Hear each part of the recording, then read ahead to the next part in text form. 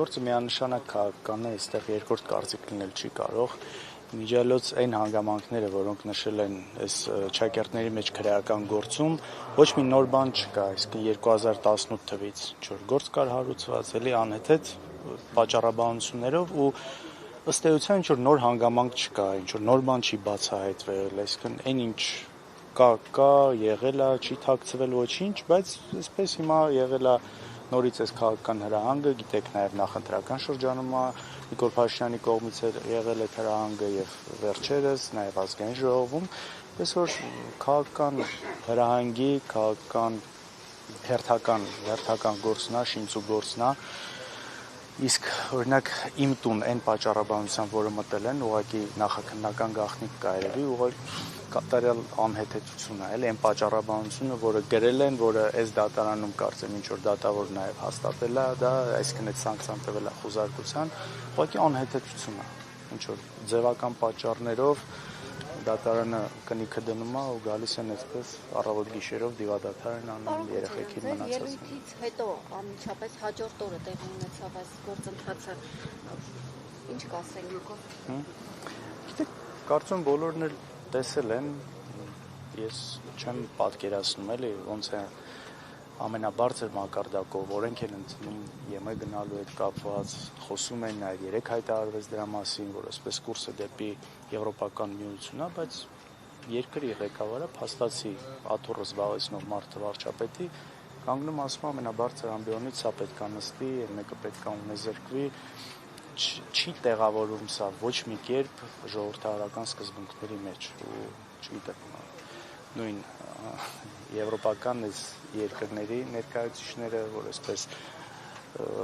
քաջալերում են Փաշինյանին, այս կառավարությանը, իբր ժողովրդական արժեքների նրանց սկզբունքները, չգիտեմ, այս ամեն ինչին հետևում են թե չէ ու ինչ ենթադրություններ են անում։ Սիրուշոն ձեր կինը լինելուց բացի նաև բիզնեսով է զբաղվում, հա, իր անձնական բիզնեսն է, Պրեգոմեշը նաև հայտնի երգչուհի է։ Այս գործընթացը իր հետ կապելը, իր Պրեգոմեշը խուզարկելը ինչով է, հա, արդարացված։ Գիտեք, ոչ մի իրավական տեսանկյունից իհարկե ոչ մի արդարացում չկա, իսկ եթե մնացածի կոնտեքստում ենք նայում, այն ինչ անում են, պարզապես ցավ պատճառելու, ցավացնելու, այսպես այս այն մարդիկ են իսկապես, որ չունեն ոչ մի կարմիր գծեր, ինչ որ բարոյական այսպես սահմաններ, արգելքներ իրենց համար չկա, դրա համար ամեն գնով ուղղակի ինչ որ փորձել ցավեցնելն է, միգուցե մտածում են սրա արդյունքում մենք պետքա հետ կանգնենք, նահանջենք, այդպես չէ էլ։ Ռոբերտ Քոչարյանի տանը, հա, որտեղ որ նախագահ կեցավայրում, այնտեղ կարծես թե տեղյակ են, հա, որ ազգային անվտանգության ծառայության աշխատակիցները գալու են ու այդպես գրություն էին դրել մեծ պաստառով, բարի գալուստ, պատրաստ էին։ Կարծեմ հենց դուք եք երեք ավետել, հա, այսպես որ լինելու են որոշակի գործողություններ, հետո մենք ինչպես ասացի, բազմաթիվ անգամներ Նիկոլ Փաշինյանն ասել ինչ են անելու մեծ հաշվով, այնպես որ հա երեխաները այդպես պաստառ էին պատրաստել դրանով ցույց տալու, որ եթե մտածում եք ձեր մասկի շոուներով մենք պետքա վախենանք, չկա նման բան, ոչ մենք ենք վախենալու, ոչ մեր երեխեքն են այդ ամեն ինչից վախենում, որովհետև այս ամեն ինչի հիմքում գաղափարն է, սկզբունքներն է, հայրենիքն է վերջով, ոչ թե ինչ որ նեղ անձնական շահերն են։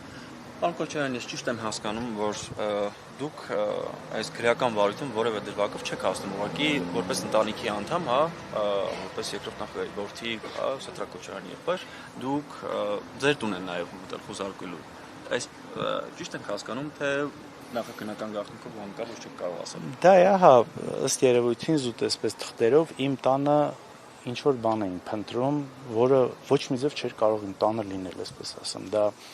ոչ միայն իրավական առումով էր абսուրդ, այլ նաև տրամաբանության տեսանկյունից մի խոսքով ես կարգավիճակ չունեմ, կարգավիճակ ունենալու համար պատգամավորեն պետք է որոշակի այսպես բաներ հաղթահարեն, հա, ձեռնմխելիության հաղթահարելու խնդիր կա, չգիտեմ, չեմ բացառում, այսպես ասած, էլի չեմ կարողանում պատկերացնել ինչպես պետք է դա անեն, բայց նաև չեմ բացառում, բայց այս բանը չէ, ոչ մի կարգավիճակ չկա։ Պարոն Քոչարյան, իսկ ինչպես է հիմա նախագահի առողջական վիճակը, ինչ տեղեկություն։ Խոսել եք։ Տեսեք, չեմ կարող ես հետը խոսել, փաստաբանների հետ եմ խոսել,